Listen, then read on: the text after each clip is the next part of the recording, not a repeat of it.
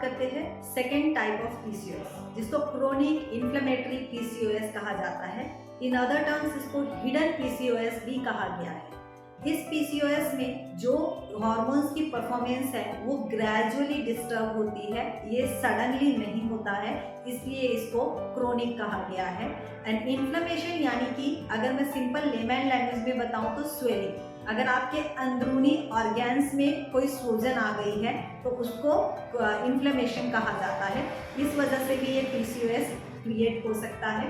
और बहुत बार देखा गया है इंसुलिन रेजिस्टेंस पीसीओएस और क्रोनिक इन्फ्लेमेशन पीसीओएस, ये दोनों साइड बाय साइड भी चल रहा होता है। क्रोनिक इन्फ्लेमेशन पीसीओएस के क्या कारण हो सकते हैं? हो सकता है आपके हार्मोन्स सही तरीके से काम नहीं कर रहे हैं। ये भी हो सकता है आपकी बॉडी कुछ स्पेसिफिक फूड के लिए एलर्जिक हो गई है, सेंसिटिव हो गई है, जैसे कि डेयरी प्रोडक्ट्स या फिर मीट। उसके अलावा हो सकता है आपका स्ट्रेस लेवल इतना हाई है जो आपके हार्मोन्स को अफेक्ट कर रहे हैं। अगर आपका स्लीपिंग पैटर्न बहुत अच्छा नहीं है तो भी ये प्रॉब्लम हो सकती है। और इन्फ्लेमेशन, बार बार अगर आपको इन्फ्लेमेशन हो रहा है या डाइजेस्टिव सिस्टम में आपके प्रॉब्लम हो रहा है, कभी आपको लूज मोशंस हो रहे हैं, कभी आपको कॉन्स्टिपेशन हो रहे हैं, तो भी ये चैलेंज आ सकता है। एंड उससे इम्पॉर्टेंट चीज़ है, अगर आपकी लाइफस्टाइल बहुत ही सेडेंटरी है तो भी ये प्रॉब्लम हो सकती है। आपको विजिबल सिम्टम्स क्या नजर आएंगे? हो सकता है आप हर वक्त थकान महसूस कर रहे हो, आपकी बॉडी टायर्ड और लिथार्जिक फील कर रही हो, आपकी डाइजेस्टिव सिस्टम में बहुत प्रॉब्लम हो रही है। उसके अलावा हो सकता है आपकी स्किन पे कोई स्किन एलर्जी हो गई है, इचिंग हो रही है रेगुलरली, या पिंपल्स आ गए हैं, एक्ने हो गए हैं। इस तरह की प्रॉब्लम्स अगर आपको हो रही है तो हो सकता है आप पीसीओएस से सफ़र कर रहे हो, क्रोनिक इन्फ्लेमेटरी टाइप। इसकी कंफर्मेशन के लिए आपको टेस्ट करवाने पड़ सकते हैं, complete blood test, WBC, ESR आपको चेक करवाना है। उसके अलावा inflammatory markers like lipoprotein A, homocysteine, C reactive protein, इस तरीके के कुछ टेस्ट आप करवाएंगे तो आपको अंदाज़ा लग सकता है कि कहीं आप सेकेंड टाइप ऑफ पीसीओएस से तो नहीं सफ़र कर रहे। इसको ठीक करने के लिए सबसे पहली बात आपको अपना लाइफस्टाइल और ईटिंग हैबिट चेंज करना होगा। आपको अपना हेल्दी डाइट, बैलेंस डाइट पे फोकस करना रहेगा।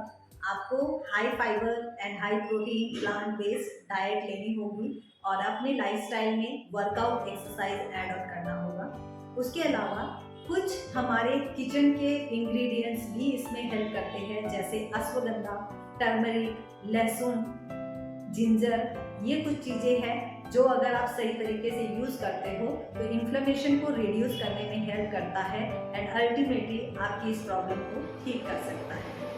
सबसे ज़रूरी चीज़ ये है कि आपको पहले टाइप पता होना चाहिए कि आपका पीसीओएस कौन से टाइप का है।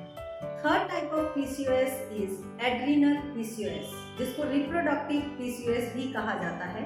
10% फीमेल्स में इस टाइप का पीसीओएस पाया जाता है। एड्रीनल एक ग्लैंड है जो हमारे किडनी के थोड़ा ऊपर लोकेटेड है स्टमक में।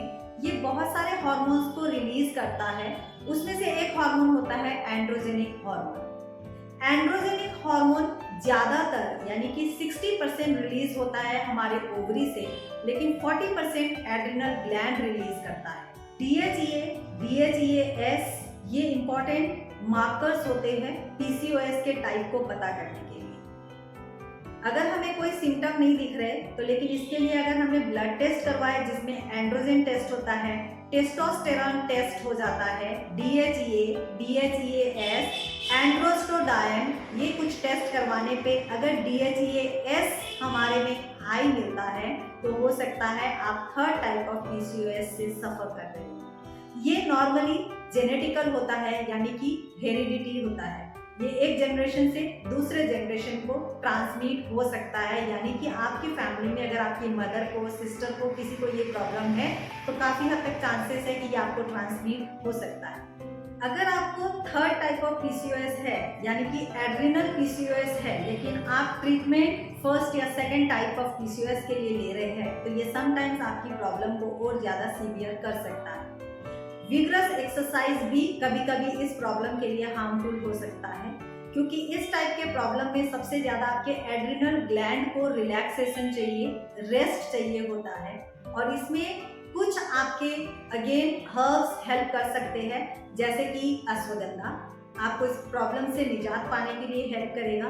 Vitamin B5, pantothenic acid, magnesium, ये कुछ चीज़ें हैं जो आप अपनी डाइट में इंक्लूड करते हैं तो आप इस प्रॉब्लम से जल्दी रिलैक्सेशन मिल सकता है। उसके अलावा अगर आप स्ट्रेस में हो तो स्ट्रेस आपने कम करना है, और नो डाउट आपको स्लीप पैटर्न अच्छा करना है। ये भी आपके एड्रिनल ग्लैंड को रिलैक्सेशन देने में हेल्प करेगा, तो अल्टीमेटली आपका ये PCOS प्रॉब्लम ठीक हो जाएगा। Fourth type of PCOS is post peel PCOS, यानी कि अगर आपने कंट्रासेप्टिव मेडिसिन ली है, कंट्रासेप्टिव टैबलेट्स खाई है, पिल्स खाई है, और वो जब आपने बंद कर दी उसके बाद आपको अगर ये PCOS का प्रॉब्लम स्टार्ट हुआ है तो ये आपको फोर्थ टाइप ऑफ PCOS हो सकता है, that is post peel PCOS। इस PCOS के अगर आपको सिम्टम्स आपके पिल को बंद करने के बाद स्टार्ट हुए हैं और आपके बाकी तीनों टाइप के PCOS अगर ऑलरेडी नॉर्मल आ रहे हैं, ब्लड टेस्ट से पता चल रहा है कि आपको बाकी तीनों टाइप के PCOS नहीं है, तो आपको ये फोर्थ टाइप ऑफ PCOS हो सकता है।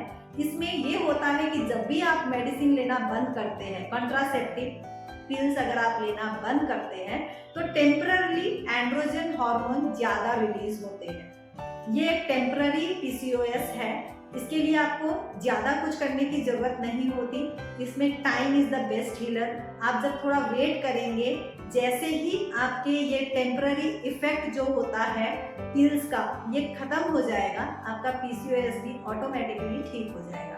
बाय दैट टाइम आपने करना क्या है, इसके सिम्टम आपको कुछ खास समझ में नहीं आएंगे, तो सिर्फ अपने आप से 2 सवाल करने हैं कि ये सिम्टम मुझे कब आए, क्या मैंने कंट्रासेप्टिव पिल्स यूज़ की थी और मैंने जो ब्लड टेस्ट करवाए हैं वो तीनों टाइप के PCOS के लिए जो टेस्ट हुए सब नॉर्मल है, तो आप डिसाइड कर सकते हैं आपके टाइप ऑफ PCOS अकॉर्डिंगली आप गाइडेंस लेके, अकॉर्डिंगली आप ट्रीटमेंट लेके अपने आप को पूरी तरह से ठीक कर सकते हैं। किसी भी टाइप का PCOS हो, आपको सबसे पहले अपने डाइट में और अपने लाइफ स्टाइल में चेंजेस लाना जरूरी है, और अपने स्ट्रेस को मैनेज करना और स्लीपिंग पैटर्न को इम्प्रूव करना जरूरी है। और उसके अलावा अपने PCOS के टाइप को पहचान कर ही सही ट्रीटमेंट, सही गाइडेंस लीजिए। This is very important. As I already mention, sometimes अगर कोई और टाइप का PCOS है लेकिन आप ट्रीटमेंट कोई और ले रहे हैं तो वो आपकी प्रॉब्लम को और सीवियर भी बना सकता है। अब आप अपना टेस्ट करवाइए और पता कीजिए कौन से टाइप का आपको PCOS है। कमेंट बॉक्स में हमें जरूर लिख के बताइए। अगर आपने अभी तक हमारे चैनल को सब्सक्राइब नहीं किया है तो सब्सक्राइब कीजिए और बेल बटन को भी जरूर प्रेस कीजिए ताकि हमारे लेटेस्ट वीडियोस की नोटिफिकेशन आपके पास आ सके। इस वीडियो को लाइक और शेयर जरूर कीजिए। आपका एक शेयर हो सकता है किसी की लाइफ में हेल्प कर सके, कोई बड़ा चेंज ले आए। उसके अलावा अगर आपकी कोई भी क्वेरीज है PCOS रिलेटेड या फीमेल प्रॉब्लम रिलेटेड या वेट लॉस रिलेटेड, तो आप हमें कमेंट बॉक्स में जरूर पूछ सकते हैं। आपकी हर क्वेरी को जरूर आंसर किया जाएगा। So till then, thank you so much. See you in the next video. Stay healthy, stay happy, stay disease free.